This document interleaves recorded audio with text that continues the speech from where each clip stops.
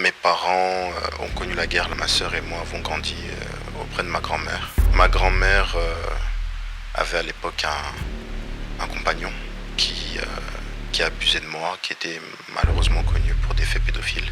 J'ai été sa victime. J'ai connu les tentatives de suicide, j'ai connu les dépressions, j'ai connu l'abandon. J'ai su puiser dans mon entourage, dans ma foi, parfois en moi-même. C'est comme ça qu'on arrive plus tard avec des masters, des doctorats et la vie.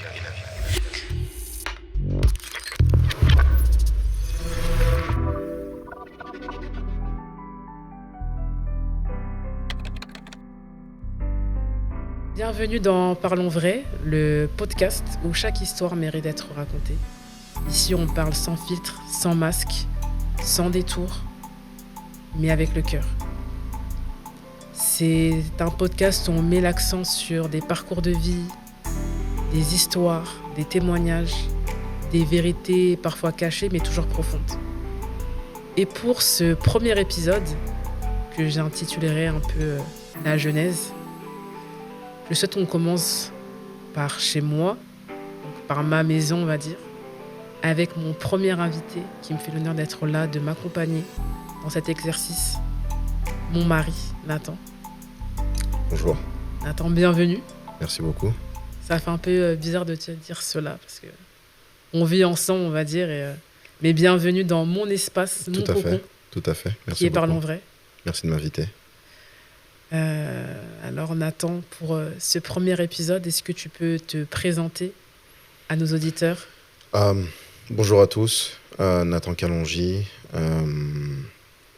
Plusieurs casquettes, mais l'une des meilleures d'entre elles, c'est notamment le mari de Madame Naomi Kalonji depuis maintenant 4 ans. Ouais. Papa de 3 enfants. Professeur en école de commerce à Paris dans des notions, tout ce qui est finance, etc. Doctorant en diplomatie des affaires. Entrepreneur également, passionné de l'Afrique. Et voilà. Je t'ai invité ici suite à une interview que tu as donnée récemment. Ouais. Qui s'appelle Brisé mais pas détruit. Tout à fait. Que j'invite tout le monde à aller regarder. Ouais. Aller l'encourager et surtout aller être édifié, parce que c'est un très beau témoignage. Merci. Et merci au nom en tout cas du peuple, du service public pour ce genre de vidéo, qui je pense est d'utilité publique. Donc je vous invite à aller la regarder. Merci. J'aimerais que tu puisses nous parler aujourd'hui un peu de ton cheminement. C'est vrai que brisé mais pas détruit. De surtout ton parcours en fait, que ce soit professionnel mais aussi personnel, sur comment tu as réussi, on va dire, à sortir de milieux, je ne dirais pas défavorisés, mais peut-être un peu sensibles, pour arriver là où tu es aujourd'hui. Je pense que tu as un véritable parcours, le connaissant personnellement, qui peut édifier des personnes, les encourager justement dans leur démarche à pouvoir s'en sortir. Et j'aimerais un peu mettre la lumière sur ça aujourd'hui. Et j'aimerais que tu puisses nous expliquer un peu d'où tu viens et comment tu es arrivé aujourd'hui à être cet homme qui parle à des foules, à des étudiants, être cet homme doctorant, et quel était ton cheminement justement ? Merci pour la parole. Né en 94 en Belgique, pour des raisons assez compliquées et complexes, mes parents malheureusement ont dû retourner en Belgique, retourner en RDC, République démocratique du Congo. Du coup, ma sœur et moi avons grandi auprès de ma grand-mère. Mes parents ont connu la guerre là-bas, donc ont été retenus, et eux qui voulaient revenir rapidement, finalement, leur séjour s'est vu rallongé. Ma grand-mère avait à l'époque un compagnon qui abusait de moi, qui était malheureusement connu pour des faits pédophiles. J'ai été sa victime. Quelques années plus tard, mes parents sont revenus. Ils ont réussi notamment à finalement nous rassembler en tant que famille. On a parcouru l'Europe à travers l'Irlande. On a atterri en France, à Lyon notamment, précisément.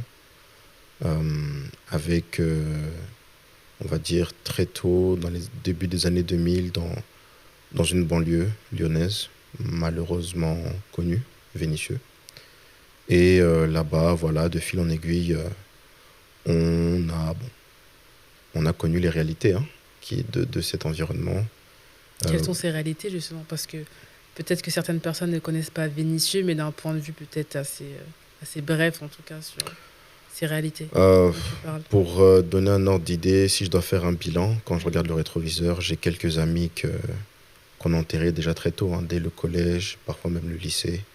On entendait déjà des amis qui étaient morts dans des rixes, euh, qui sont morts dans parfois des overdoses de drogue. Donc drogue, violence, c'est des choses qu'on a vécues euh, quotidiennement, il faut dire la vérité. Des amis qui dealaient, braquaient, d'autres qui étaient juste violents. Et parfois, malheureusement, on faisait aussi partie de cela. Hein. Euh, Grandi dans un environnement et dans une culture profondément chrétienne. Euh, Toujours cru que Dieu est effectivement celui qui guérit les cœurs brisés. J'ai toujours eu cette profonde conviction que Dieu allait m'aider à sortir de cette épreuve. Et il m'avait promis notamment que ça allait se faire de façon complète à travers mon mariage et ma famille, celle que j'allais bâtir. Alors de fil en aiguille, je me suis toujours battu finalement avec cet objectif en tête, me disant qu'un jour j'allais pouvoir bâtir cette famille. Alors il est vrai que j'ai eu beaucoup d'obstacles. J'ai connu les tentatives de suicide, j'ai connu les dépressions, j'ai connu l'abandon. Euh, J'aurais pas dit l'échec parce que finalement l'échec est conditionné par le fait de ne pas vouloir se relever. Et comme à chaque fois, j'ai su puiser dans mon entourage, dans ma foi, parfois en moi-même, la force de pouvoir me relever, finalement, c'est comme ça qu'on arrive plus tard avec des masters, des doctorats et la vie qu'on mène. Je pense que, en tout cas, c'est très intéressant et très profond ce que tu dis. Alors, la chute était très rapide, c'est comme ça. Je pense que tu as un peu sous-estimé par ton langage et ton vocabulaire cette Tout à fait, partie-là. c'est vrai. Parce que je pense que de là où tu es issu, et tu l'as dit avec certaines réalités, rien ne te prédestinait Non. à devenir master et doctorant. Et j'aimerais vraiment que tu puisses justement raconter cette démarche. À quel moment, d'un point de vue psychologique, tu fais la balance entre je suis dans un milieu avec sûrement beaucoup de violence, un environnement très compliqué, peut-être que ça Mm. soit familial, avec un Mm. entourage, des amis qui peuvent parfois aussi t'influencer à faire peut-être des mauvaises carrières, des mauvais choix Mm. de vie, pardon. Mhm. Et à quel moment tu bascules de ça à je suis doctorant, je suis prof, je suis en doctorant de diplomatie des affaires. Quel moment en fait tu Alors, bascules? Quel est ce déclic finalement? ce qui est marrant, c'est que quand je t'ai connu, je voulais juste faire un BTS. Euh, c'est premièrement à force de te côtoyer que j'ai compris qu'il y avait autre chose. Ok. Ensuite, ce qui est bien, c'est que en ne lâchant pas notamment le chemin des études, tu parles avec des professeurs, tu parles avec des personnes qui ne sont pas forcément de ton environnement, et c'est pour ça que j'encouragerai toujours l'école. Le problème, aujourd'hui en tant que professeur, je pense que je peux me permettre de le dire, on ne part pas à l'école pour apprendre.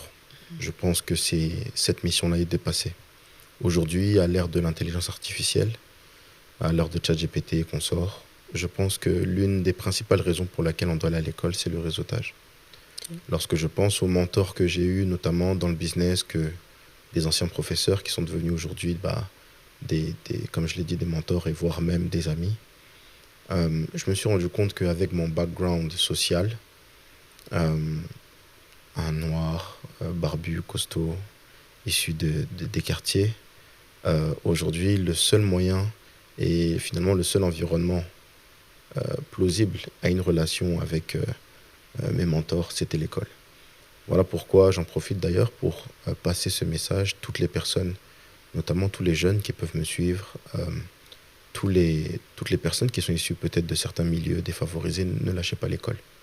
Parce que c'est un réel tremplin. C'est une plateforme où finalement votre professeur ou bien même votre voisin n'a pas forcément les a priori qu'il a sur vous. Même s'il les a, en tout cas, c'est un environnement qui peut permettre à ce que vous puissiez vraiment finalement vous élever socialement.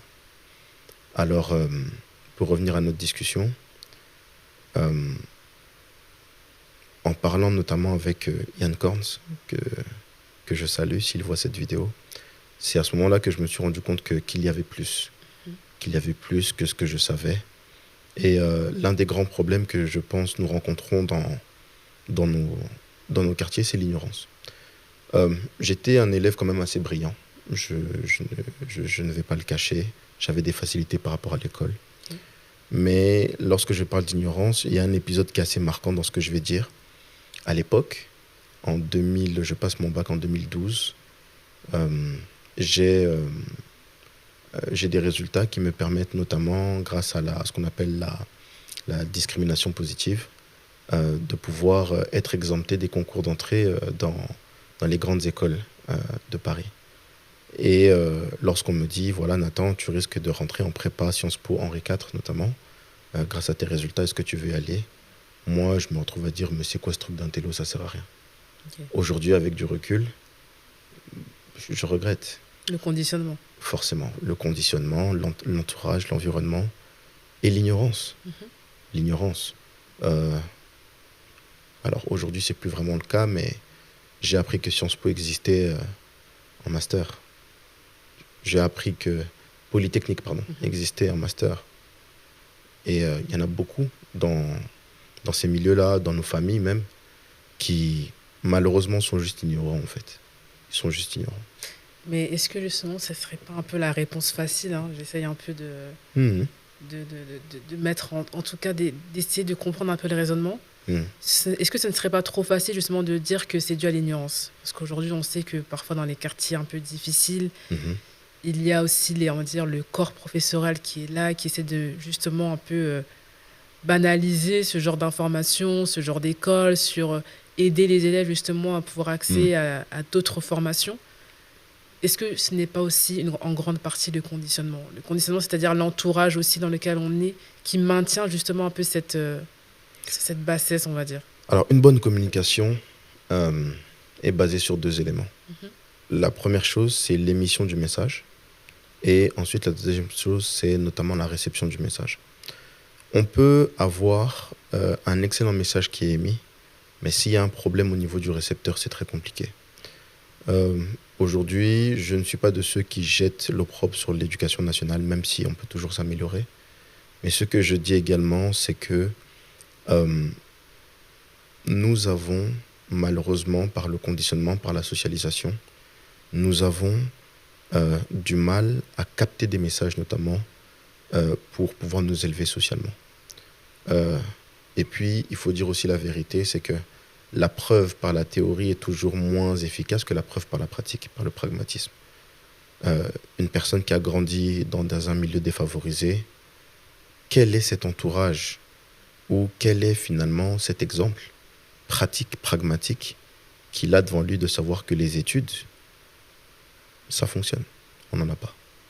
Donc j'ai dû finalement, à un moment donné, être mon propre exemple, voire même l'exemple des autres.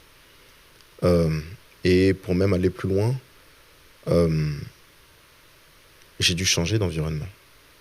De Lyon, j'ai dû quitter Lyon pour venir à Paris. Et c'est ça. Là, tu n'as pas vraiment mis l'accent. Là, tu l'as pas assez pointé. Je pense que ça joue énormément. Quitter l'environnement où on a grandi pour justement essayer de sortir de cela et aller chercher finalement Tout à fait. autre chose. Je crois que c'est Voltaire qui disait, alors je paraphrase, mais je crois que Voltaire disait qu'il est préférable pour un enfant de voyager plutôt que d'avoir 1000 instructeurs. Et je pense que c'est une vérité.